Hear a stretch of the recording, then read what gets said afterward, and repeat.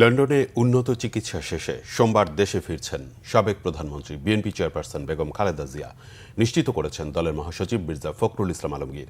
Air ambulance পাওয়া না গেলে বাংলাদেশ বিমানেই ফিরবেন তিনি। ফ্লাইটটি লন্ডন থেকে সরাসরি ঢাকা হয়ে সিলেট নেয়ার প্রস্তাব দিলেও সিলেটের যাত্রীদের বিড়ম্বনা হবে বিবেচনায় তা নিষেধ করেন খালেদা জিয়া। আহমেদ সরোয়ারের আরেকটি রিপোর্ট। উন্নত চিকিৎসার জন্য গত ৮ জানুয়ারি কাতারের আমিরের পাঠানো রাজকীয় বহরের বিশেষ এয়ার অ্যাম্বুলেন্সে লন্ডন যান বিএনপি চেয়ারপারসন বেগম খালেদা জিয়া। সেখানে দ্য লন্ডন ক্লিনিকে ১৭ দিন চিকিৎসার পর ২৫ জানুয়ারি হাসপাতাল থেকে ছেলে তারেক রহমানের লন্ডনের বাসায় নেওয়া হয় তাকে। এরপর ছেলের বাসায় তার চিকিৎসা চলে।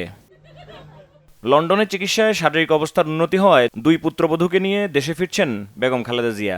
বিএনপি মহাসচিব জানান, ৪ মে রওনা হয়ে ৫ মে সকালে তিনি ঢাকা পৌঁছাবেন। আপনার কাতার আমাদের কাছ থেকে যে অ্যাম্বুলেন্স আপনার পেয়েছিলাম সেটা একটু এখন বিলম্বিত হচ্ছে টেকনিক্যাল রিজনস। সেই জন্যে ম্যাডাম ঠিক করছেন যে ওটা যদি একদম শেষ মুহূর্তে না পাওয়া যায় তাহলে উনি আপনার বাংলাদেশ বিমানেই আসবেন। আমার বাংলাদেশ বিমানে আপনার সমস্ত ব্যবস্থা করে রাখা হয়েছে। ৪ তারিখে উনি রওনা হলে উনি ৫ তারিখে ১১টার দিকে এসে পৌঁছাবেন। আমরা যত জানি এখন পর্যন্ত যে সঙ্গে তার দুই বৌমা আসবেন আর। এদিকে বাংলাদেশ বিমানের লন্ডন সিলেট ঢাকা রুটে যে ফ্লাইটে বেগম খালেদা জিয়া ফিরছেন তার অসুবিধা বিবেচনায় বিমান কর্তৃপক্ষ লন্ডন থেকে সরাসরি ঢাকা হয়ে সিলেট যাওয়ার ব্যবস্থা করে।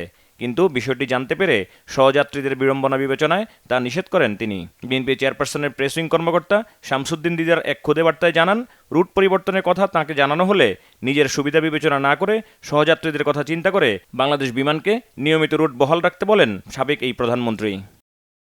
এদিকে ঢাকায় অবস্থানকালে দলের ভারপ্রাপ্ত চেয়ারম্যানের সহধর্মিণী ডক্টর জোবাইদা রহমানের নিরাপত্তা নিশ্চিতে পুলিশ মহাপরিদর্শককে চিঠি দিয়েছে বিএনপি। আহমেদ সরোয়ার, বাংলা ভিশন, ঢাকা।